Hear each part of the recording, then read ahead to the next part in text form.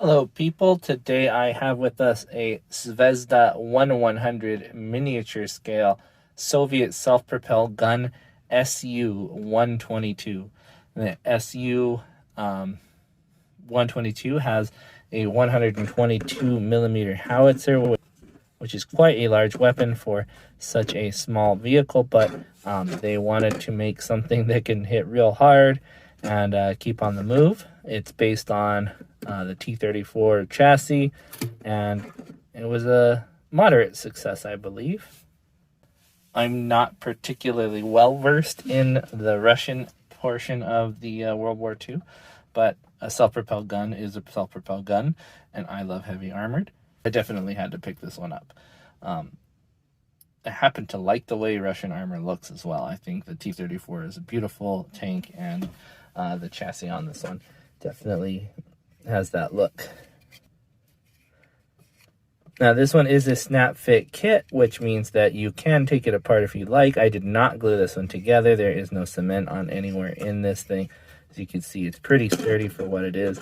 It is a really small kit, so I mean it's kind of expected that even as a snap fit, it wouldn't come apart very easily, but it did go together very well and very fast. The instruction sheet here, very, very simple. Let me show you guys how many parts it came with. That's essentially all you do to it. You know, you put this on the underside of the upper hull, put the barrels on the side, the backing plate here, and the lower hull assembly like so, and everything is just like you see it. Now with some cement you can get everything nice and tight. Obviously there are some loose points there, here and there. You know, you can see right there it doesn't want to snap down all the way, just kind of a shame, but you know, with just some cement I'm going to go ahead and fix that up and then throw some nice camo and paint on. I'll have it looking just like it came out of a real war. Unfortunately, there is no articulation on this one. It's just a gun sitting there inside that little turret. It does peg in from the top and the bottom, but there is no point of articulation because this one is static. But in the real thing, it does have some elevation. I think it was 25 degrees up and 6 degrees down. But leaving that as it is, this is a very small model.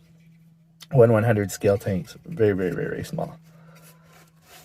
It doesn't come with any extra options. There's no alternative armor styles, anything like that.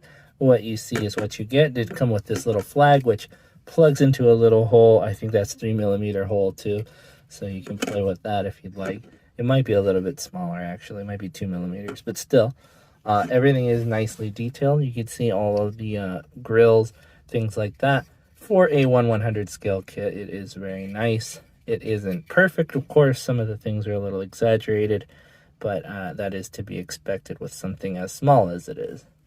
I really enjoyed building this one. It only took about 5 minutes to snap everything off, clean it up, and as you can see, I didn't do a great job. Just more or less cleaned it up and got it ready to come out here. But it is a really nice looking little tank, and I hope to see more of what Zvesda has to offer. In fact, I have quite a few more. I have armored cars, I have the flamethrower tank KHT-26. I have quite a few of them, so I think you'll be seeing some more of these in the near future. I also have some other tanks that I'd like to review. Not that these are normally what I review, but it is definitely something I'd like to take a look at. Armor is actually where I got started in model making, so I definitely wanted to go back into my roots, and I wanted to get the 1/100 scale in particular because they are so small. They don't take up a lot of room. I can put a whole bunch of them in one drawer.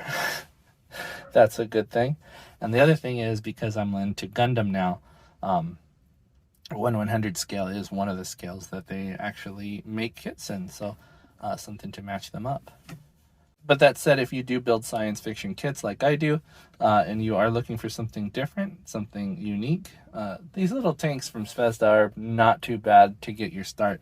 This one is a snap fit, so if you are used to building Gundams, that would be something that you could easily just transition over. You know, you'll have to do a little bit more cleanup than what you do on a Gundam, and you can't expect 100% perfect closure on this one. They are very cheaply made, and they are very cheap. This one is very cheap, and this one was only $8.99. That said, though, it is a very, very cute little guy. Very cool looking armor piece. Something really cool to have in the background. Something maybe you want to destroy and leave in the background of your diorama display. Armored tanks like this, it's kind of timeless. It does look a little primitive, but you can work that out with a little bit of smoothing, sanding, you know, something like that if you wanted to use this in a futuristic mode too. This is a very cool looking tank, and it did have a nice history. Things like this always kind of ground me to back to my love of history. But I will stop ranting and raving about this little guy. I didn't intend for this to be a very long video because it is a very small kit, but just something different that I decided. But with that said, I think I'll say goodbye. Thank you guys very much for watching. I will see you guys next time, or you'll see me, but more than likely, you'll see my stuff. Bye-bye.